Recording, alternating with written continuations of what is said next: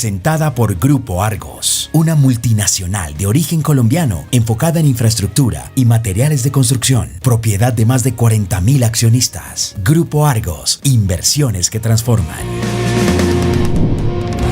El desastre de los decentes. El desastre de los decentes. Muy inteligentemente, la laureada e importante, destacada y joven periodista colombiana Paula Bolívar ha bautizado su nuevo libro. Crónica del caso de corrupción en la UNGRD que ha sacudido al gobierno Petro. Sí, una mujer periodista, joven, sacó a la luz pública el escándalo de corrupción más grande en la historia reciente de Colombia. Cómo desde la unidad de gestión de riesgo se pagaban favores políticos para sacar adelante proyectos de ley y elecciones locales. Ese mega escándalo que tiene una gran cantidad de personas en la cárcel hoy en Colombia y otros bajo la lupa de los entes de control, lo sacó adelante una periodista que se quedó sin trabajo y ahora está montando una plataforma de trabajo periodístico increíble. Pero en lugar de premiarla, que es lo que debe pasar con los periodistas que encuentran este tipo de cosas, se quedó sin labores. Pero está acá con nosotros y ha sacado un libro extraordinario. Gracias por estar con nosotros, Paula. Buenos días. Luis Carlos, buenos días y gracias por esas palabras tan generosas. Y sí, me quedé sin trabajo, Luis Carlos. Pero quiero decirte, Paula, que a veces cuando uno cruza esa parte es lo mejor que le puede pasar a uno en la vida. Sí, porque es ya el momento de tomar las riendas y decir, bueno, o sigo debajo de un techo, que es lo más cómodo, sí, o tomo la decisión más difícil, que es apostar por mí misma. Y esa fue la que decidí. Y no hay nada mejor cuando uno en este tipo de cosas es el dueño de su propio destino, Paula. Felicitaciones por todo lo que estás haciendo y por este libro. Bueno, este libro me encanta. ¿Por qué lo titulaste de la manera en que lo titulaste? Bueno, Luis Carlos, porque yo empiezo cuando ya termino, que es cuando uno dice, bueno, ¿y ahora cómo lo voy a poner a esto? Porque tiene tantos capítulos, todos tan buenos, ¿no? Sí. Incluso uno de los capítulos se llama Cagada la mano, cagada el brazo, que fue una de las frases que dijo Sneider Pinilla. Sí, claro. Existiendo tantos capítulos tan buenos, yo dije, bueno, realmente estos son los decentes, los que dijeron que iban a ser decentes con los recursos públicos de los colombianos, son los que dijeron que iban a llegar a La Guajira a solventarles el problema del agua. Y estos decentes realmente no eran decentes, pero nos vendieron esa fachada. Y hay un capítulo específico, Luis Carlos, que es el de Olmedo López como militante, y es ahí donde yo hago toda una investigación adicional y es saber cómo Olmedo López llegó al M-19, luego cuándo fue la primera vez que militó con el presidente Gustavo Petro. Y justamente en el año 2018, Olmedo López y el presidente Gustavo Petro estuvieron juntos. Olmedo López fue el que le consiguió los recursos en el departamento de Antioquia y ellos se hacían llamar los decentes. Es más, encontré unas entrevistas muy antiguas, menos mal estaban en YouTube porque este canal es maravilloso. Y ellos hablaban de qué era ser un hombre decente. Decían, nosotros estamos apostando por la lista de decentes porque sí, queremos salvaguardar los recursos públicos, queremos acabar con la corrupción. Eran como el eslogan que tenía Olmedo López en la lista de decentes, que claramente iba a la presidencia, y Olmedo López que iba al Senado. Y me haces acordar mucho cuando en esos momentos la bandera que tenían ellos era que no solamente lo que era ilegal era lo que debería ser reprochable socialmente, sino lo ético y lo que se viera mal también debería ser reprochado éticamente, e incluso estaban tratando de redefinir lo que significaba corrupción, que me acuerdo perfectamente ese debate que se daba a nivel nacional. Paula, ¿cómo llegas? ¿Cuál es la génesis de la investigación del escándalo de la UNGRD? Pues Luis Carlos, todo empieza con una pequeña denuncia. Yo en la W Radio siempre hacía denuncias. A mí me ha gustado siempre escuchar al ciudadano a ver qué es lo que tiene que decir. Sí. Y me llega una alerta. un señor, una fuente mía de proveedor de la UNGRD. Yo siempre he cubierto la UNGRD, pero no como tema de corrupción, sino tema de, bueno, estar pendiente de qué alertas mandan, desastres, todo este tema. Entonces yo ya tenía mis buenas fuentes ahí. Sí. Entonces una fuente que era proveedor, los que están del otro lado, me dice, oiga, me llegó un chisme. Mi amigo que está en la UNGRD me dice que hay unos camiones que los sacaron de la entidad, pero que no tienen inventario. Yo le dije, bueno, pues ayúdeme a sentarme con su fuente. Eso nunca se dio, esa sentada no se dio, pero yo dije, bueno, pues esperemos a ver qué más consigo, pero la verdad ahí no me pareció, dije, pues a ver, unos camiones, bueno, no me pareció tan llamativo. Luego le llega una compañera mía en la W, un ciudadano guajiro que le dice, oiga, hay unos carrotanques que trajeron hace ya varios días y no han empezado a repartir agua. Y ahí no se sabía de dónde eran ni nada. Entonces esa compañera mía, una colega de la ULU, me dice, oiga, ¿usted que le gusta tanto hacer temas de la Guajira y de la desnutrición? ¿Por qué no llama a este señor que tiene un problema con unos carrotanques? Entonces, yo llamo al señor y así empieza la pequeña denuncia. Yo le digo, oiga, pero ¿y cómo así que no han repartido agua? Y empiezo yo a averiguar, porque yo no tenía idea de esos carrotanques, empiezo a investigar. Esa fue el primer llamado, así empezó, con una pequeña denuncia ciudadana, Luis Carlos. Paula, cuando tratas de explicar y sintetizar realmente cuál fue el escándalo de la UNGRD, ¿cómo se puede, tú que fuiste la que lo encontraste, describir sencillo qué es el escándalo de la UNGRD, que es ese libro que tienes tú? ¿Cómo se define esto? ¿Qué fue lo que pasó? Lo que sucedió, Luis Carlos, es que una persona desde la Casa de Nariño le dio la orden a el director de la UNGRD, Olmedo López, de utilizar los recursos de las emergencias, es decir, de las poblaciones más vulnerables de Colombia, para corrupción. Eso es, yo podría hacer ese resumen. Es muy contundente. Es así, que la corrupción se haya dividido, porque como es tanta plata y ellos la pueden sacar como quieran, esa plata es de fácil entrega. Sí. Entonces, claro, Olmedo dijo, ay, pues si a mí me dan la orden de robar, ¿por qué yo no robo para mí? ¿No? Claro. Entonces, recibió unas órdenes. Ellos también hicieron de las suyas, pero entonces hay dos partes importantes de esto de los carrotanques. Entonces, la plata de los sobrecostos de los carrotanques, que realmente es como empieza todo este boom y termina en lo que estamos hoy, porque si no se saca lo de los carrotanques no cae Olmedo, y si no cae Olmedo no cae Snyder, y si no cae Snyder no empieza toda este dominó de funcionarios públicos. Entonces, lo de los carrotanques, según las audiencias e interrogatorios, esa plata, que fueron miles de millones de pesos, iba para los presidentes de la Cámara y de Senado, para comprarlos a ellos, según lo que ellos dicen, para los programas y proyectos de ley que estaba presentando el gobierno nacional. Esa es una pata grande, ¿no? Que ya los tiene privados de la libertad. Pero tenemos otra pata grande, Luis Carlos, que es lo que pasó con la Comisión Interparlamentaria de Crédito Público.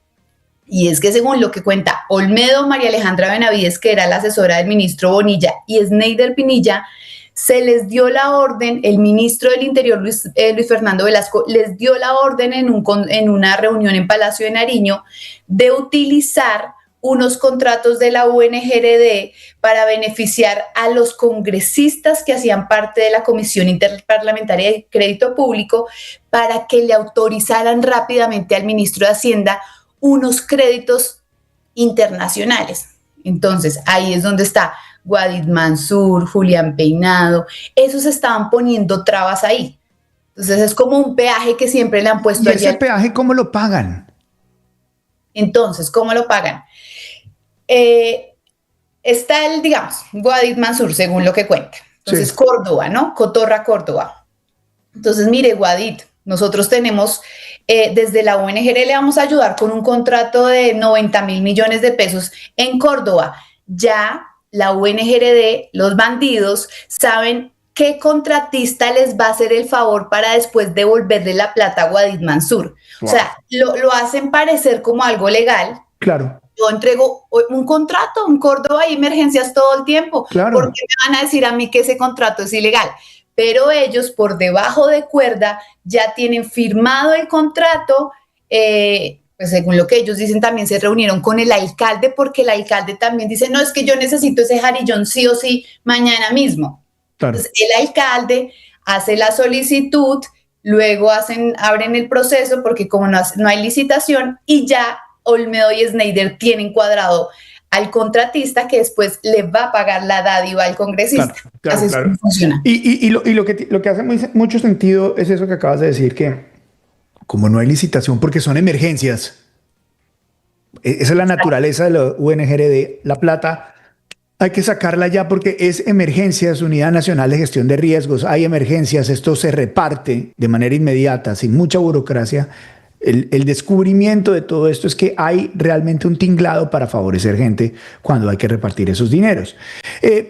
Paula, hay una parte del relato que nos cuentas que la gente hoy dice, bueno, Paula nos está contando tú, pero ella arranca diciendo, recibe la orden.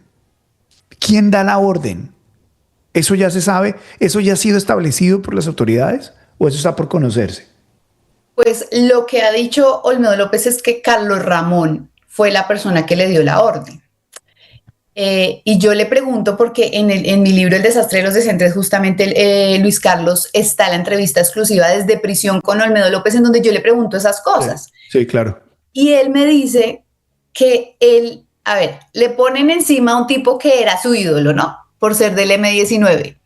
Ajá. Y él es el hombre que le da las órdenes. Y a él le dijeron, mire, si usted no colabora con los créditos de la Comisión Interparlamentaria de Crédito Público, nos vamos a quedar sin energía. Ese fue el cuento que él me relata que le echaron. O sea, claro, usted será el culpable de que este gobierno, el primer gobierno de izquierda, deje al país sin energía. Eso fue lo que le dijeron a él. Entonces, hasta ahora, Luis Carlos, lo que se sabe es que el Carlos Ramón González, que en su momento era el director del DAPRE y luego del Departamento Nacional de Inteligencia, le da la orden a Olmedo López. Es increíble. Paula, pero el gobierno nacional ha salido a decir que esto de la UNGRD siempre se ha hecho, que esto hace parte, digamos, de la manera en que se opera el Estado. ¿Es eso cierto?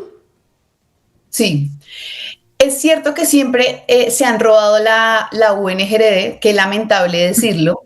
Es cierto que existe una facilidad para que los recursos, los billones de pesos de las emergencias se esfumen rápidamente porque no hay un control. Es decir, la estructura está muy bien montada si fuéramos un país no corrupto, ¿no? Si fuéramos un país ideal, sería genial porque usted rápidamente saca los recursos y pone y monta las carpas, todo lo que uno necesita en una emergencia.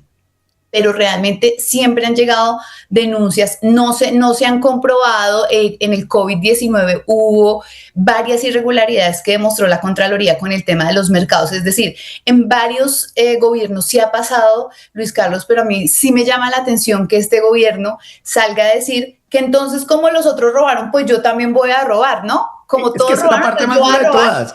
Esa es la parte más dura de todas. Y por eso me encanta el título de tu libro.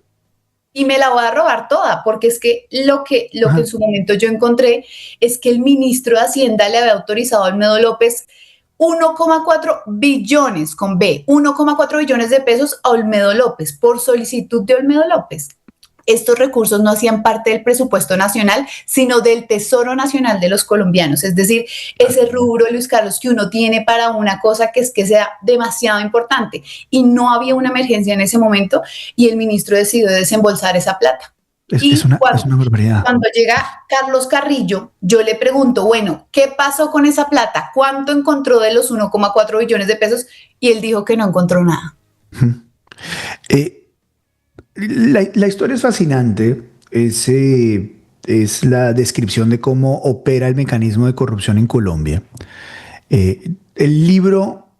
Tu libro, de la manera en que lo describe, lo primero que me trae a la mente es ese documental tan famoso que se llamaba El mecanismo, sobre la manera como funcionaba Odebrecht en Brasil, digamos, está a ese nivel de cómo los contratistas y los operadores del Estado trabajan para quedarse con dineros y seguirse eligiendo una detrás de otro, ¿no?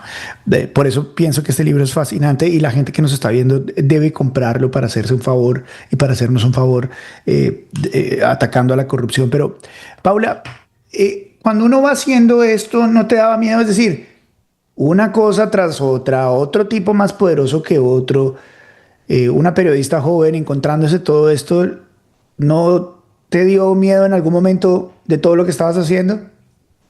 Claro, sí, sí, Luis Carlos, muchas veces, pero a veces yo decía que el miedo te tenga miedo, ¿no? Es una frase ahí sí como dicen un mantra que me toca decirme, pero claro, yo me reuní con todos ellos, yo me reuní con varios de los que menciono ahí. Sí. ¿Y te han dicho algo? Cada vez que me contaban, es decir, antes de que estuvieran en prisión, cuando yo estaba investigando, yo me reuní con el contratista, el de los carrotanques, que lo llaman el pastuso, me reuní con él, me reuní con el otro, y yo decía, estos tipos son muy oscuros. Pero lo que más me dio miedo, lo debo confesar aquí, y es que cuando yo saqué los sobrecostos de los carrotanques, la Contraloría sacó unos sobrecostos que nada que ver con mis cifras. ¿Y cómo es posible que un ente de control que se supone que tiene que ser mejor que yo porque tiene 100 personas dedicadas a una investigación, saquen unas cifras y ahí en ese momento yo dije, ¿será que yo la embarré con las cuentas que hice y las facturas que tengo? Pero yo tenía los documentos, era claro. Entonces ellos salieron a decir que no, que es que el sobrecosto no había sido 15,000, como dije yo, sino 4,000. Pero la embarré.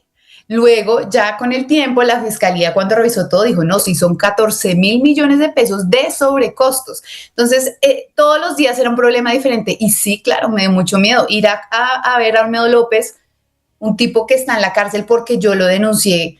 Pues eso da miedo, claro que da miedo, pero yo creo que es más grande, Luis Carlos, la misión que uno tiene. Sí. Paula, y con ese trabajo tan importante, ¿por qué te quedas sin trabajo?